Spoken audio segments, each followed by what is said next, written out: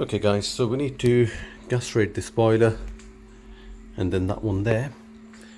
But what we need to do is, we've got our gauge connected to the meter. I've just done a tightness test and I will be checking working pressure as well as gas rating it.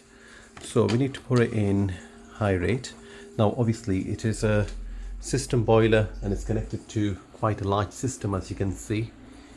So what we need to ensure is we don't just put it in high rate from the boiler and not have any demand. We need to have some demand, so at least one of the zone valves open, and then we can put it in high rate. So what we're going to do is, as always, we will go to installer level.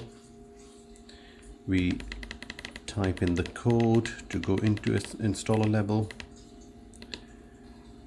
and then we go to test programs, check programs. As you can see, P00 is purging, P01 is maximum load, P02 is minimum load, filling mode is P06, but we need to go back to P01, activate that, and now this boiler is going to be working on maximum load.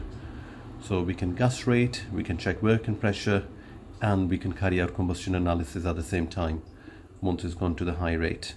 But as I said, make sure you have the demand from your programmer or thermostat, so the boiler is not going to start cycling as if none of the zone valves open. Then obviously the boiler will have nowhere to send the water to. I hope it makes sense. If you have any questions, feel free to drop me a line. And as always, don't forget to like and subscribe to the video. Thanks for watching. Bye for now.